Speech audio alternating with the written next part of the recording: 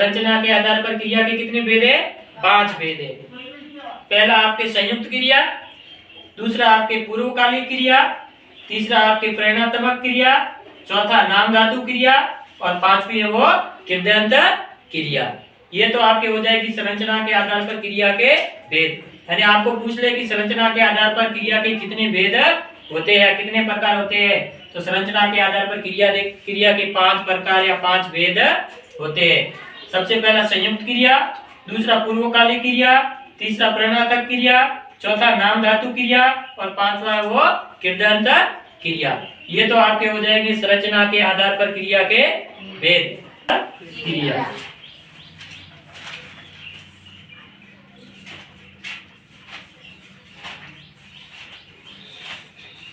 संयुक्त क्रिया। अब पढ़ेंगे अपन संयुक्त क्रिया के बारे में।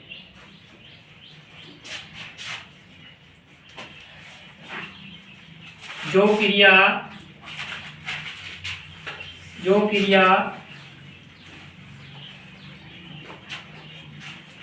दो या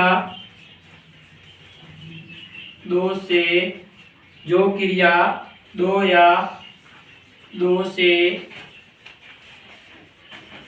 अधिक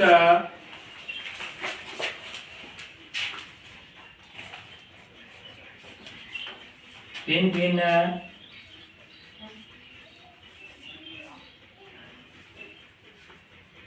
अर्थ वाली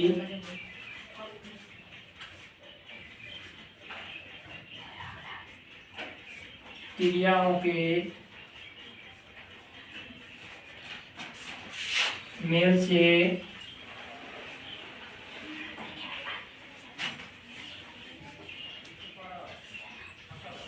बनी हो। जो क्रिया दो या दो से अधिक भिन्न भिन्न अर्थ वाली क्रियाओं के मेल से बनी हो उसे संयुक्त क्रिया कहते हैं। उसे संयुक्त क्रिया कहते हैं।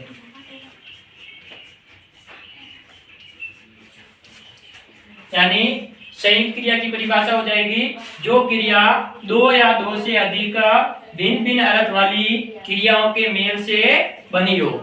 यानी वे क्रिया है जो दो या दो से अधिक होगी।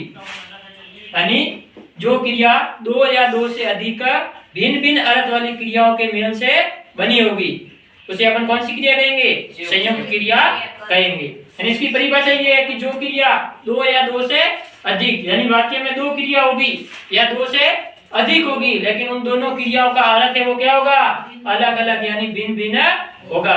यानी वाक्य के अंदर दो क्रिया आपको मिलेगी और उन दो क्रियाओं का अर्थ है वो क्या होगा? अलग अलग या भिन्न भिन्न होगा। उसे अपन कौन सी क्रिया कहेंगे? संयुक्त क्रिया कहेंगे। जैसे इसका उदाहरण देखो, जैसे बालक ने दूध पी लिया। दूसरा इसका उदाहरण देखो,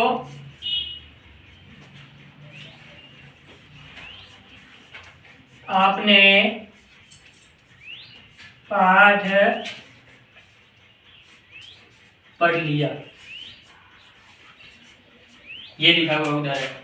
पहला उदाहरण देखो, बालक ने दूध पी लिया और दूसरा उदाहरण है आपने पाठ पढ़ लिया।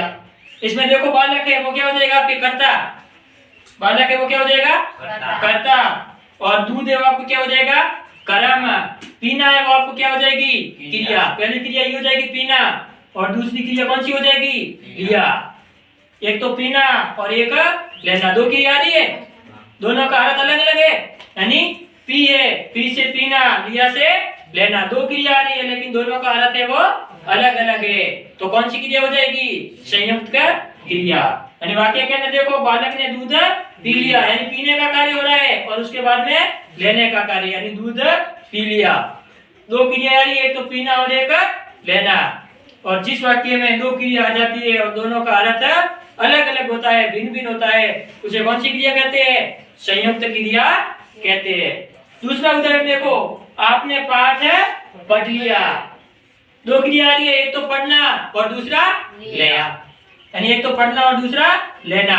दो क्रिया आ रही है लेकिन दोनों का अर्थ है वो अलग अलग है, यानी भिन्न भिन्न है। तो कौन सी क्रिया हो जाएगी? संयुक्त क्रिया।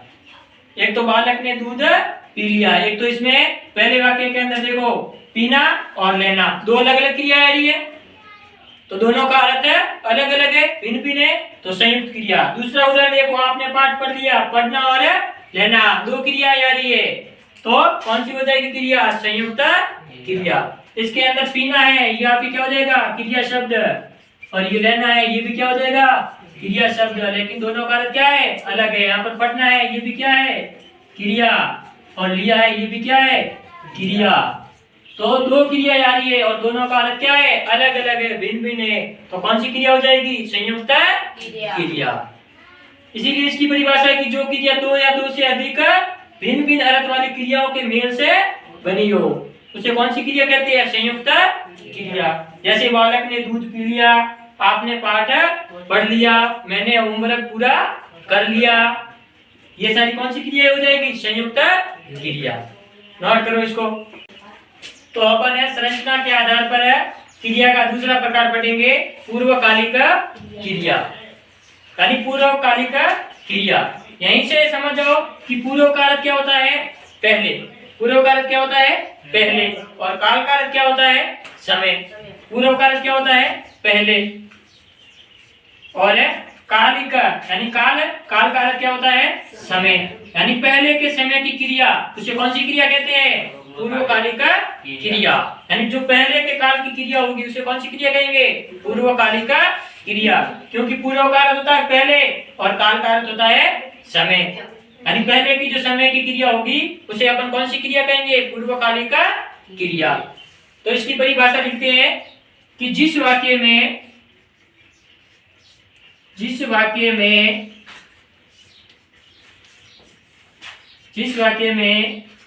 एक क्रिया के समाप्त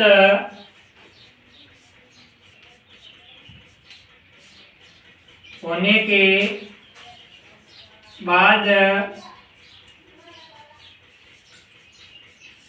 दूसरी क्रिया का होना पाया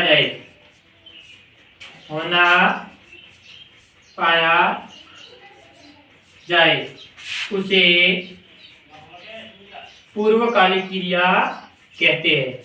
उसे पूर्वकालिक क्रिया कहते हैं। पूर्वकालिक यानी पहले के समय की क्रिया। इसका नाम ही पूर्वकालिक क्रिया इसलिए है क्योंकि पूर्व यानी पहले, काल यानी समय, यानी पहले के समय की क्रिया, उसे कौन सी क्रिया कहते हैं? पूर्वकालिक क्रिया। तो इस क्रिया की परिभाषा ये हो जाएगी कि जिस वाक्य के अंदर है एक क्रिया क्या हो जाएगी? पूरी हो जाएगी, यानी वाक्य दिया हुआ होगा, उस वाक्य के अंदर एक क्रिया है वो पूरी हो जाएगी और उसके बाद में दूसरी क्रिया है वो क्या हो जाएगी? आरंभ हो जाएगी, यानी शुरू हो जाएगी, चाहे वो पूरी हो या ना हो या चलती रहे। यानी वाक्य के अंदर एक क्रिया तो पूरी हो जाएगी और उसके बाद में दूसरी क्रिया है वो आरंभ हो जाएगी या चलती रहे, तो वो कौन सी क्रिया हो जाएगी? पूर्वकालिक क्रिया। इसकी परिभाषा ये है कि जिस वाक्य में एक क्रिया के समाप्त होने के बाद दूसरी क्रिया क्या हो जाती है? आरंभ हो जाती है या चलती रहती है, उसे कौन सी क्रिया कहते हैं? पूर्वकालिक क्रिया कहते हैं। जैसे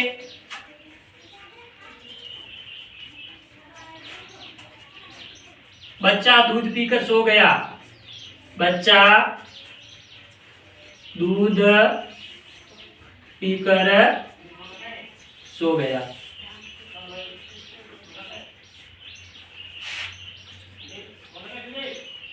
दूसरा देखो, राम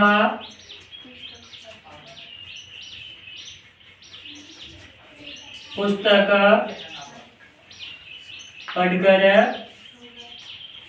सो गया।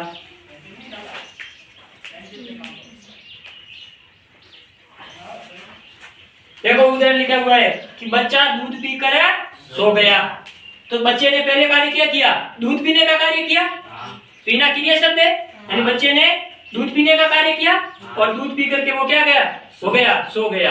यानी पहले तो पीने का कार्य किया और उसके बाद में सोने का कार्य किया। दो क्रिया आ रही है, एक क्रिया तो पूरी हो गई, यानी बच्चे ने दूध पी लिया, एक क्रिया पूरी हो गई यहाँ पर, और दूसरी क्रिया देखो वापस शुरू हो गई है, यानी उसने दूध पिया और दूसरी क्रिया यहाँ से सोना है वो शुरू हो रही है, यानी बच्चा दूध पी कर सो गया। एक क्रिया तो पूरी हो रही है और दूसरी क्रिया वापस क्या हो रही है, शुरू हो रही है, आरंभ हो रही है। तो कौन सी क्रिया का उदाहरण हो जाएगा, पूर्वकालिक क्रिया का। यहाँ पर देखो बच्चा, बच्चा आपके क्या हो जाएगा, कर्ता। दूध आपके क्या हो जाएगा, कर्म। पीना है, पीकर है, ये क्या हो जाएगा, क्रिया। ये आपकी क्रिया। और सोना है वो भी क्या है, क्रिया शब्द है। तो देखो दो क्रिया आ रही है, एक क्रिया तो समाप्त हो रही है यहाँ पर कि बच्चे ने दूध पी लिया और उसके बाद में वो सो गया। दो क्रिया आ रही है, एक तो क्या है, क्रिया है वो समाप्त हो रही है पहले की क्रिया, और दूसरी क्रिया वापिस आरंभ हो रही है। तो कौन सी क्रिया का उदाहरण हो जाएगा, पूर्वकालिक क्रिया का। दूसरा उदाहरण देखो, राम पुस्तक पढ़कर सो गया। पढ़ना भी क्रिया है और सोना भी क्रिया है। राम ने पहले पुस्तक पढ़ी और उसके बाद में सो गया। पहले तो उसने पढ़ने का कार्य किया और उसके बाद में सोने का। तो देखो पहले राम पुस्तक का पढ़कर पहली क्रिया हो जाएगी और दूसरा सो गया दूसरी क्रिया हो जाएगी। तो पहली क्रिया समाप्त होगी, उसके बाद में दूसरी क्रिया हो रही है। तो कौन सी क्रिया का उदाहरण हो जाएगा, पूर्वकालिक क्रिया का उदाहरण। जैसे राम खाना खाकर खेलने लगा, राम खाना खाकर खेलने लगा, ये भी कौन सी क्रिया का उदाहरण हो जाएगा, पूर्वकालिक क्रिया का। दो क्रिया हो रही है, यानी राम खाना खाकर, यानी खाना खाना भी क्या है, एक क्रिया है, खाकर क्रिया, और फिर खेलने लगा, खेलना भी क्या है, क्रिया। दो क्रिया आ रही है, एक क्रिया तो समाप्त हो रही है और उसके बाद में दूसरी क्रिया है वापिस आरंभ हो रही है या चल रही है। तो कौन सी क्रिया का उदाहरण हो जाएगा, पूर्वकालिक क्रिया का। पूर्वकालिक क्रिया रचना के आधार पर क्रिया का तीसरा प्रकार, तीसरा भेद, प्रेरणात्मक क्रिया। प्रेरणात्मक कह दो या प्रेरणात्मक कह दो, एक ही बात है। प्रेरणात्मक क्रिया,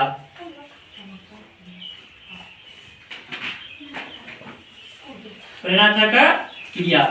प्रेरणा का क्या होता है, दूसरों को सलाह देना, दूसरों से कार्य करवाना, दूसरों को उपदेश देना, अच्छा ज्ञान देना, वो क्या होगी, प्रेरणा होगी। वो क्या होगी, प्रेरणा होगी। तो प्रेरणात्मक क्रिया किसे कहते हैं, इसकी परिभाषा लिखेंगे कि जिस वाक्य में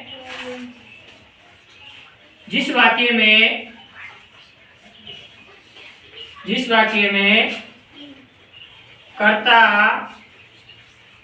स्वयं कार्य न करके, जिस वाक्य में कर्ता स्वयं कार्य न करके,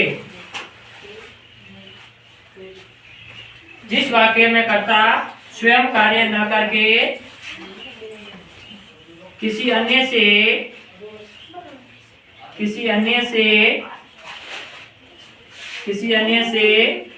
कार्य करवाता है, किसी अन्य से कार्य करवाता है, उसे प्रेरणात्मक क्रिया कहते हैं।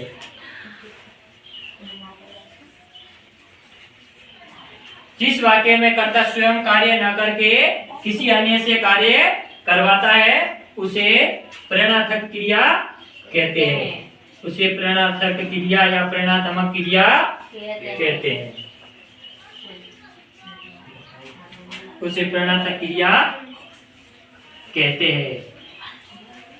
यानी इस क्रिया के अंदर कर्ता है वो स्वयं कार्य नहीं करेगा, यानी प्रेरणात्मक क्रिया के अंदर कर्ता है वो स्वयं कार्य नहीं करेगा, वो किसी दूसरे से कार्य करवाएगा। उसे अपन कौन सी क्रिया कहेंगे, प्रेरणात्मक क्रिया कहेंगे। इसलिए इसकी परिभाषा है कि जिस वाक्य में जो कर्ता होगा यानी काम करने वाला होगा, वो खुद तो काम नहीं करेगा, किसी दूसरे से वो काम करवाएगा, उसे कौन सी क्रिया कहेंगे, प्रेरणात्मक क्रिया कहेंगे। जैसे इसका उदाहरण देखो,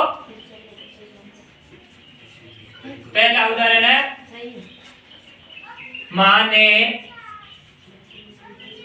बेटी से भोजन बनवाया।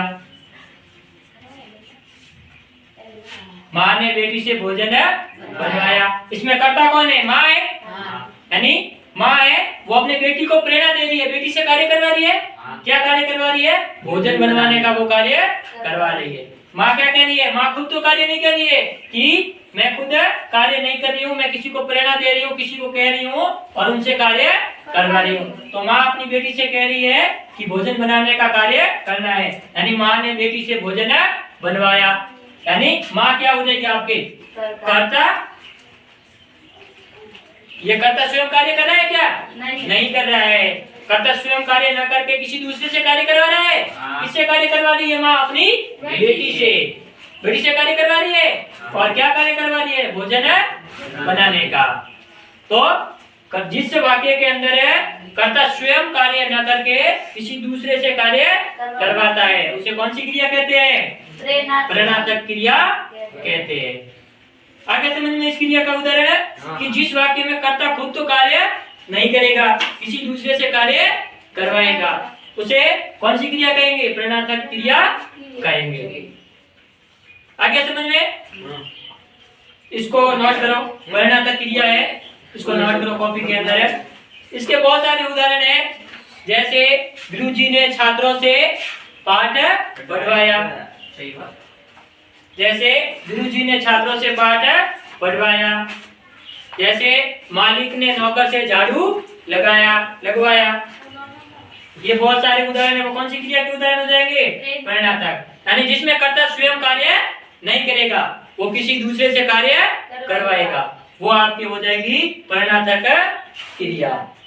अब अपन पढ़ेंगे संरचना के आधार पर क्रिया के भेद, और उसका प्रकार कौन सा है?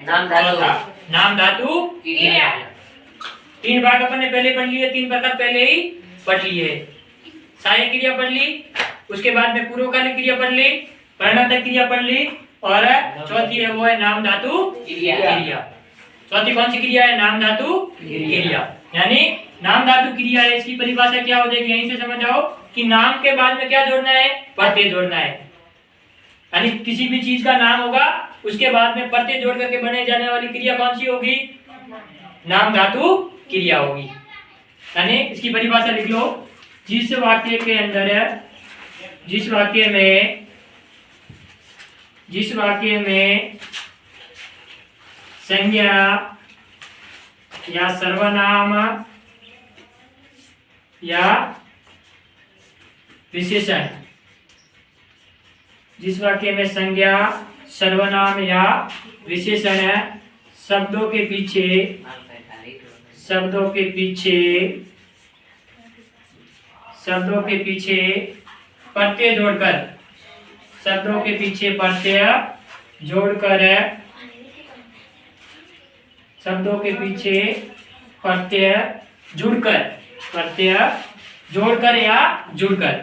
प्रत्यय जुड़कर बनने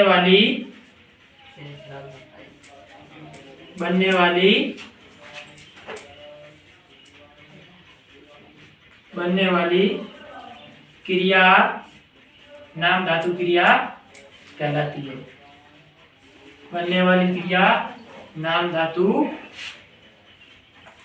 क्रिया कहलाती है।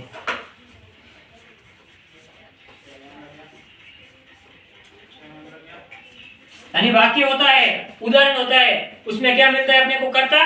तो कर्ता कौन होता है? कार्य को करने वाला। यानी कर्ता होगा वो क्या होगा? या तो संज्ञा शब्द होगा, या सर्वनाम शब्द होगा, या विशेषण शब्द होगा। आया समझ में? या संज्ञा शब्द, या सर्वनाम शब्द, या विशेषण शब्द। कोई भी शब्द हो सकता है, उसके पीछे क्या जोड़ना है? प्रत्यय जोड़ना है। उसके बाद में प्रत्यय जोड़ना है, या प्रत्यय जुड़कर है जो क्रिया बनेगी, उसे कौन सी क्रिया कहेंगे? नाम धातु क्रिया कहेंगे। आपको याद ये रखना है कि संज्ञा या सर्वनाम या विशेषण, इसके बाद में आपको जोड़ना क्या है? प्रत्यय। यानी कोई भी प्रत्यय जोड़ करके बनने वाली क्रिया होगी, वो कौन सी क्रिया कहलाएगी? आपके नाम धातु क्रिया कहलाएगी। या तो संज्ञा शब्द होगा, उसके पीछे प्रत्यय जुड़कर जो क्रिया बनेगी वो कौन सी क्रिया कहलाएगी? नाम धातु। या सर्वनाम शब्द होगा, उसके पीछे प्रत्यय जुड़कर जो क्रिया बनेगी वो नाम धातु। या विशेषण शब्द होगा, उसके पीछे प्रत्यय जुड़कर के बनने वाली क्रिया होगी, वो कौन सी क्रिया होगी? नाम धातु क्रिया। आगे समझ में? जैसे लिख देते हैं अपना। अपना अपना लिखा हुआ है, इसके पीछे क्या है? पन प्रत्यय जोड़ दो, कौन सा हो जाएगा? अपना पन। ये अपना पन, ये लिखा हुआ है अपना का क्या हो जाएगा? अपनापन। जैसे ये लिखा हुआ है सूखा, सूखा का क्या हो जाएगा? सूखना। सूखा के क्या हो जाएगा? सूखना। विशेषण शब्द है, विशेषण शब्द के पीछे ना प्रत्यय जोड़ दिया तो क्या बन गया? सूखा का क्या हो जाएगा? सूखना। है समझ में? अपना है, अपना के पीछे पन प्रत्यय जोड़ दिया, क्या हो जाएगा? अपना पन है।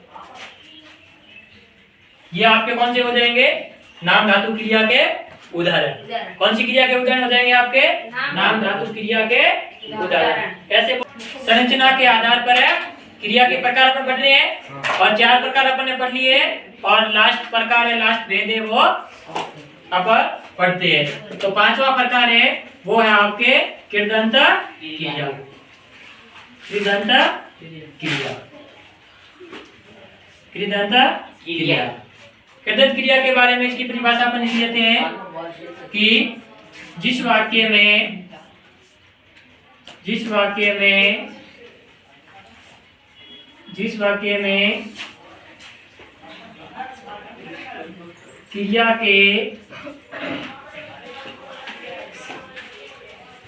क्रिया के पीछे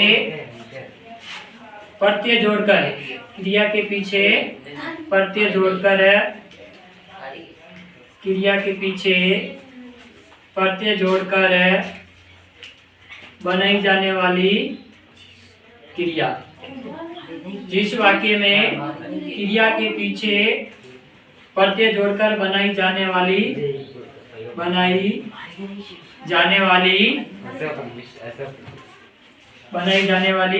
क्रियाएं कृदंत क्रियाएं कहलाती है। बनाई जाने वाली क्रियाएं कृदंत क्रिया कहलाती है।